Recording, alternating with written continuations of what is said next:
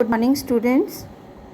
मेरा आज का टॉपिक है कार्यशील पूंजी या वर्किंग कैपिटल। वर्किंग कैपिटल से आप क्या समझते हैं?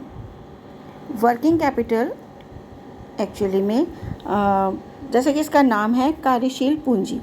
कार्यशील मतलब जो आपके दिन प्रतिदिन के कार्यों को सुचारू रूप से चलाने के लिए आवश्यक हो। आपने कभी भी देखा होगा, जैसे कि हम अपने घर की बात करें, उद्योगों में हम बाद में आएंगे, पहले घर की बात करें कि घर में जब हम घर के अंदर जब हमारे घर में जब तनख्वाह आती है किसी की भी, तो हम क्या करते हैं कि उस तनख्वाह को, ऐसा नहीं है मान लो हमारे घर में 1,00,000 रुपये महीने के आ रहे हैं, तो हमने सारे 1,00,000 रुपये महीने से हम जो भी तनख्वाह आई उससे हमने या तो स्कूटर खरीद लिया, या हमने कार खरीद ली, या हमने कोई बड़ी चीज़ खरीद ली। अगर हम पूरा पैसा एक स्थायी पूंजी पर खर्च कर देंगे तो हमारी दिन प्रतिदिन की क्रिया, जैसे कि बच्चों की फ़ीस, जैसे कि हमारी बिजली का बिल, पानी का बिल, घर में आने वाला राशन, या फिर टेलीफोन का बिल, या जैसे कोई बीमार हो जाए उसका इलाज का खर्चा, कहीं हमें शादी वादी में जाना पड़ जाए उसका खर्चा, तो ऐसे बहुत सारे हमारे दिन प्रतिदिन के खर्चे होते हैं जिनके लिए हमें पूंजी की आवश्यकता होती है।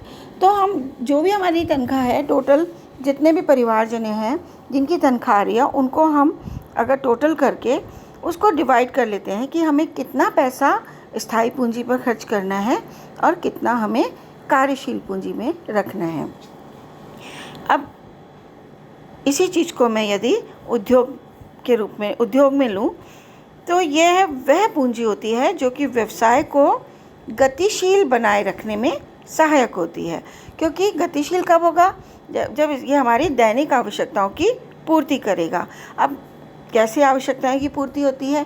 जैसे कि मान लीजिए उद्योग में कच्चा माल आ रहा है, या मज़दूरों को दिया जा रहा है, या ट्रांसपोर्टेशन का खर्चा है, तो यह हमें देते रहना पड़ता है। तो इसके कारण हमारे हाथ में कुछ खर्चे का पैसा हाथ में होना ज़रूरी है, जिससे कि हमको जैसे ही कोई ज़रूरत पड़े हम उससे खर्चा दे सकें उसका। जैसे अभी आपको एग्जांपल दिया था कि परिवार में हम जो भी होता है उसको दिन प्रतिदिन का खर्चा हाथ में रखते हैं। ऐसा नहीं है ना कि हमने मान लीजिए एक बड़ा हमने उससे आइटम खरीद लिया है, स्कूटर खरीद लिया और पूरी तनख्वाह उसमें लगा दी। अब हाथ में हमारे पास कुछ भी पैसे नहीं है। अब बच्चों की फ़ीस कैसे दी जाएगी? किस तरीके से? अगर मान लो कोई बीमार हो गया तो कहाँ से हम स्कूटर तो एकदम से नहीं काम आएगा ना उसमें। तो हाथ में कार्यशील पूंजी होना बहुत ज़रूरी होता है। अब परिचालन चक्र। परिचालन चक्र क्या है?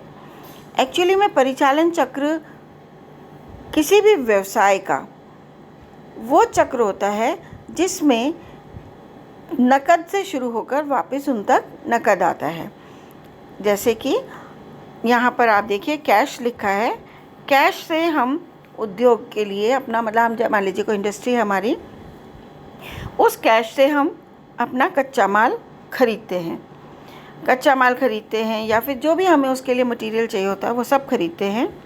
और उसके बाद वो वर्क इन प्रोग्रेस रहता है, उससे हमारे आगे काम चलता रहता है। उस वर्क इन प्रोग्रेस में बहुत सारे काम आ जाते हैं, जैसे कि मशीन की टूट फूट हो गई, या फिर उसके अंदर मजदूरी हो गई, ट्रांसपोर्टेशन का खर्चा हो गया, विज्ञापन का खर्चा हो गया, या हमारी स्टेशनरी का खर्चा हो गया, फ़ोन का बिल हो गया। बहुत सारे ऐसे हमारे पास बीच में छोटे मोटे काम आते रहते हैं वर्क इन प्रोग्रेस के अंदर, जो कि पूंजी की ज़रूरत को दर्शाते हैं। उसके बाद वह चीज़ हमारी निर्मित हो जाती है। पूरा काम होने के बाद, सारे प्रोसेस होने के बाद वस्तु हमारी पूरी बन जाती है, जिसको हम बेचते हैं। और जिनसे भी हमने जिनको उधार दिया था उनसे हमें वापस पैसे मिलते हैं। और ये जो हम सामान बेचते हैं इससे हमें जो पैसा मिलता है, फिर हमें कैश प्राप्त हो जाता है। फिर वही कैश का चक्र चलता है। फिर हम कच्चा माल खरीदते हैं, फिर हमारा उससे निर्मित माल बनता है, फिर हम उसको बेचते हैं, फिर कैश आता है। इस तरीके से एक उद्योग में चक्र चलता रहता है। इस चक्र को परिचालन चक्र या ऑपरेटिंग साइकिल कहते हैं। अब ये है कि इसमें मैंने यही बताया कि परिचालन चक्र क्या है, कि कार्यशील पूंजी जो है नकद धन से वापस नकद में जब बदल जाती है तो वो कार्यशील पूंजी कहलाती है। अब परिचालन चक्र जो है यदि बहुत बड़ा होगा तो हमें ज़्यादा कार्यशील पूंजी की आवश्यकता होगी, क्योंकि हमारा प्रोसेस इसमें बहुत सारे आते जाएंगे, दिन प्रतिदिन हमको ज़्यादा आवश्यकता होगी। अब है कार्यशील पूंजी के प्रकार या टाइप्स ऑफ वर्किंग कैपिटल। कार्यशील पूंजी जो होती है कई प्रकार की होती है, मतलब हमें किस किस जगह ज़रूरत है उसके आधार पर इनके प्रकार बने हुए हैं। पहला है नियमित कार्यशील पूंजी, या इसको रेगुलर वर्किंग कैपिटल भी कहते हैं। ये वो कार्यशील पूंजी होती है जो हमें प्रतिदिन नियमित रूप से वर्ष भर ज़रूरत पड़ती है, जैसे कि कच्चा माल खरीदना, वेतन देना, मजदूरी चुकाना, बिल सारे देना, ये सब क्या है नियमित रूप से हमारे चलते रहते हैं। जैसे कि अगर हम घर में अपना उदाहरण लें तो घर के जितने भी खर्चे हैं, जैसे सारे बिल चुकाना, बच्चों की फ़ीस देना, राशन आना, ये सब जो है नियमित रूप से प्रति महीने हमारा ये खर्चा समान रूप से चलता रहता है, तो वो नियमित कार्यशील पूंजी कहलाती है। सेकंड है परिवर्तनशील कार्य पूंजी या वेरिएबल वर्किंग कैपिटल। यह भी दो प्रकार की होती है। मतलब वेरिएबल मतलब परिवर्तनशील का अर्थ है कि जब जैसी हमारी उत्पादन हो रहा है या जैसा हमारा विक्रय हो रहा है, जैसी लोगों की ज़रूरत है, उसके आधार पर इसके अंदर बदलाव आता रहता है। ये जो पूंजी होती है यह ज़रूरत पे निर्भर करती है। ये दो प्रकार की होती है। पहली है मौसमी कार्यशील पूंजी या सीजनल वर्किंग कैपिटल। इस पूंजी की आवश्यकता केवल विशेष मौसम में होती है। जैसे जब रुई का मौसम आता है तो उद्योगपति सारी रुई, क्योंकि उस समय सस्ती मिलती है, पूरे साल भर की रुई उस समय एकदम से खरीद के अपने स्टोर कर लेते हैं। तो उस मौसम में उनको, क्योंकि बहुत सारी रुई खरीदनी है, तो उनको बहुत सारा कच्चा पैसा चाहिए होगा। इसी तरीके से ऊन का मौसम है, जब ऊन आती है जिस मौसम में, उस समय उनको बहुत सारा कच्चा माल उससे खरीद। तेल के समय जब तिल वगैरह ज़्यादा उगते हैं तो उनके सामान खरीदने के लिए, तो जब भी उनको जिस मौसम में उनको ज़्यादा चीज़ मिल सकती है, सस्ती मिल सकती है, उस समय अगर वो चीज़ खरीदते हैं तो उनको ज़्यादा कार्यशील पूंजी की ज़रूरत होती है। जैसे कि हमारे घर में भी अगर हम देखें तो क्या होगा कि हमें मौसम के अनुसार सर्दियों में हमें गर्म कपड़े खरीदने पड़ेंगे, शादियों के लिए हमें दूसरे कपड़े खरीदने पड़ेंगे, या हमें गर्मियों में दूसरे कपड़े खरीदने पड़ेंगे। तो मौसम के अनुसार हमारा खर्चा बढ़ जाता है। नेक्स्ट है विशिष्ट कार्यशील पूंजी या स्पेसिफिक वर्किंग कैपिटल। ये वो वर्किंग कैपिटल होती है जो कि मुसीबत के समय काम आती है। जैसे कि अचानक से एक्सीडेंट हो गया किसी का, कोई दुर्घटना हो गई, किसी के कहीं पे कोई प्रॉब्लम आ गई, तो वो क्या करेंगे, उस समय जो हमारे पास बचा हुआ पैसा होता है हाथ में, उस पैसे को हम खर्च करते हैं।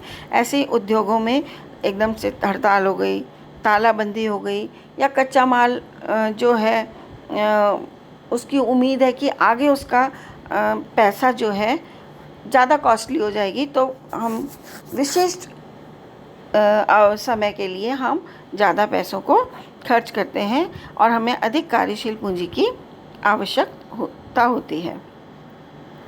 अब है कार्यशील पूंजी को प्रभावित करने वाले तत्व। बहुत से ऐसे कारक हैं जिनके ऊपर कार्यशील पूंजी प्रभावित होती है कि हमें अपने उद्योगों में कितनी कार्यशील पूंजी रखनी है। मान लीजिए जितना भी हमारे पास बजट है, उस बजट के हिसाब से हम कितना स्थायी पूंजी में खर्च करें और कितना हम कार्यशील पूंजी के लिए रखें। उद्योगों में स्थायी पूंजी क्या होती है? मशीनें खरीद ली, भूमि खरीद ली, भवन निर्माण करा दिया, ये जितने भी ये स्थायी रूप से जो चीज़ बनाई जाती है वो स्थायी पूंजी कहलाती है। लेकिन दिन प्रतिदिन कार्य के लिए हमें कार्यशील पूंजी की आवश्यकता होती है। तो पहला जो तत्व है परिचालन चक्र की अवधि या पीरियड ऑफ ऑपरेटिंग साइकिल। जैसा कि जब मैंने आपको परिचालन चक्र समझाया था तब मैंने आपको बताया था कि परिचालन चक्र यदि बहुत लंबा होता है, यानी कि नकद जब आपने खर्च किया और वापस नकद आप तक आने के लिए बहुत अधिक लंबा समय लगता है, तो आपको अधिक पूंजी की आवश्यकता होती है, कार्यशील पूंजी की, क्योंकि आपके हाथ में पैसे होना ज़रूरी है।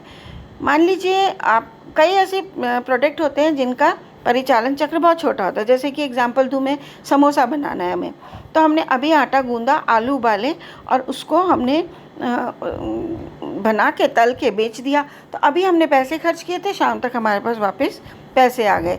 तो हमें बहुत ज़्यादा कार्यशील पूंजी अपने हाथ में रखने की ज़रूरत नहीं है। परंतु यदि हम ऐसा प्रोडक्ट बना रहे हैं जिसका प्रोसेस लंबा है, मान लीजिए हम कपड़ा बना रहे हैं, पहले रेशा बनेगा, रेशे से हम धागा बनाएंगे, धागे से हम कपड़ा बनाएंगे, फिर कपड़े के ऊपर हमको प्रिंटिंग करनी है, तो हमारे जो हर स्टेप जो है उनका प्रोसेस लंबा होता है। उन प्रोसेस के लिए एक एक चीज़ के लिए हमें कई कई दिन बताने पड़ते हैं। तो प्रतिदिन की मजदूरी देनी है, प्रतिदिन हमें बिजली का खर्चा देना है, प्रतिदिन हमें मशीनों की टूट फूट को संभालना है, तो हमारा जो है हर चीज़, हर दिन का खर्चा बढ़ जाएगा। तो हमारी परिचालन चक्र के ऊपर निर्भर करता है कि हमें कितनी कार्यशील पूंजी चाहिए। अब है सेकंड पॉइंट, व्यवसाय का आकार या साइज ऑफ बिजनेस। व्यवसाय का आकार जितना बड़ा होगा उतनी ही उसमें स्थायी पूंजी और कार्यशील पूंजी की अधिक आवश्यकता होगी, क्योंकि बड़े व्यवसाय में क्या होता है कि उतने ही ज़्यादा वर्कर्स होते हैं, उतने ही ज़्यादा मैनेजर्स हैं, उतने ही ज़्यादा मशीनें हैं, तो हर चीज़, कभी किसी की टूट फूट हो रही है, कभी हमें विज्ञापन ज़्यादा करना पड़ रहा है क्योंकि प्रोडक्शन ज़्यादा है, हमें कच्चा माल ज़्यादा मंगाना पड़ रहा है, ट्रांसपोर्टेशन बार बार आ रहा है हमारा, तो हमारा खर्चे जो होते हैं ज़्यादा बढ़ जाते हैं। इसलिए अगर व्यवसाय बड़ा है तो हमें अधिक कार्यशील पूंजी को अपने हाथ में रखना होता है। छोटे व्यवसायों में जनरली कम कार्यशील पूंजी की आवश्यकता होती है। अब है व्यवसाय की प्रकृति।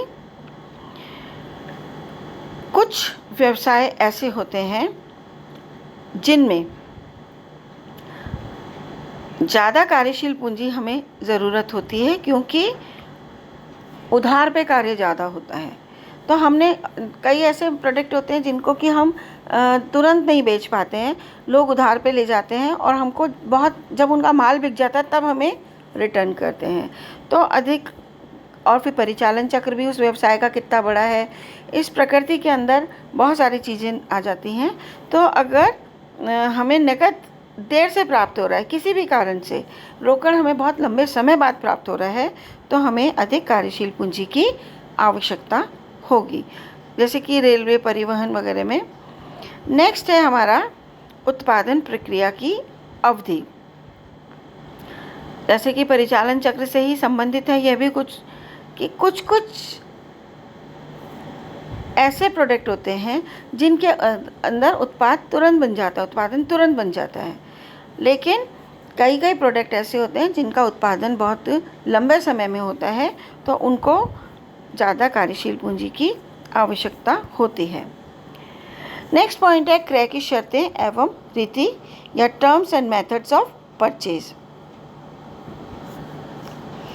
इसमें अगर हमको कच्चा माल तो उधार पर मिल गया, लेकिन हमने बेचा नकद, तो क्या हुआ, हमें पैसे ज़्यादा खर्च नहीं करने पड़े एक बार में और हमारे पास पैसे आ गए। तो क्या होगा कि हमें कार्यशील पूंजी की आवश्यकता कम होगी, क्योंकि हमारे हाथ में पैसा है। हमने तो उधार खरीदा था तब दिया ही नहीं पैसा, और जब हमने बेचा तो तुरंत हमें पैसा मिल गया। तो क्या हुआ, हमें कार्यशील पूंजी की इतनी आवश्यकता नहीं होगी, क्योंकि हमारे हाथ में पैसा रहेगा। परंतु कुछ प्रोडक्ट ऐसे होते हैं जो कि हमें नकद खरीदने पड़ते हैं और उधार बेचने पड़ते हैं। यह हम कहेंगे विक्रय की शर्तों में, कि नकद हमने खरीदा है तब भी हमें पैसे देने पड़े, और माल हमने उधार बेचा है, जब हमने उधार बेच दिया तो हमारे हाथ में पैसा नहीं आया। तो दोनों स्थिति में हमारे हाथ से पैसा चला गया, तो हमको अधिक कार्यशील पूंजी की आवश्यकता होगी, क्योंकि हाथ में पैसा नहीं है तो हम किस प्रकार दिन प्रतिदिन की क्रियाएं पूरी करेंगे। अब है क्रय और विक्रय की शर्तों में संबंध। अगर क्रय और विक्रय वही है जैसा मैंने आपको पहले बताया कि हम उधार खरीद रहे हैं और नकद बेच रहे हैं, या हम नकद बेच रहे हैं, खरीद रहे हैं, उधार बेच रहे हैं, दोनों पे निर्भर करता है कि हमें कार्यशील पूंजी की आवश्यकता कितनी होगी। नेक्स्ट पॉइंट है व्यवसाय की मौसमी प्रकृति। जैसे जब मैंने आपको पहले बताया था कि जो मौसमी कार्यशील पूंजी होती है, अर्थात जब हमें किसी स्पेशल मौसम में अधिक खर्चा करना होता है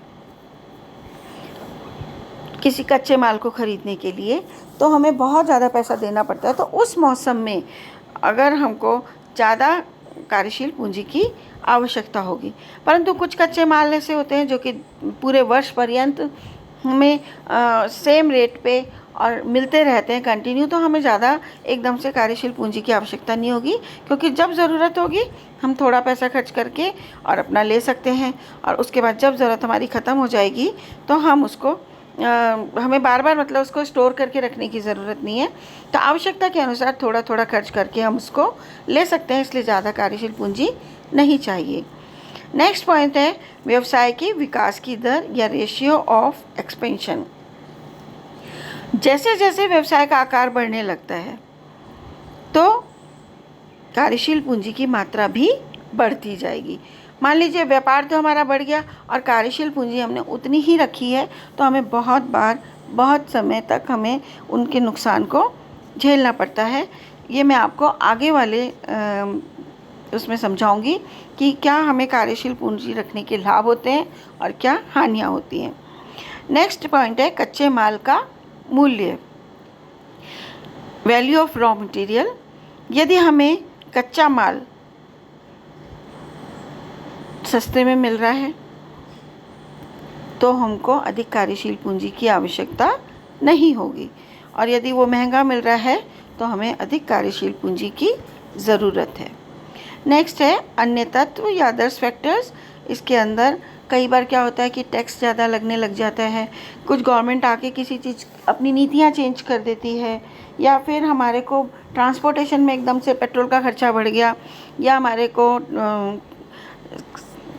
हमारे टेलीफोन का बिल बढ़ गया, या ये इस पर डिपेंड करता है कि जब वो खर्चे कम होंगे, जैसे पेट्रोल सस्ता हो गया तो कम कार्यशील पूंजी चाहिए, ज़्यादा हो गया तो अधिक चाहिए।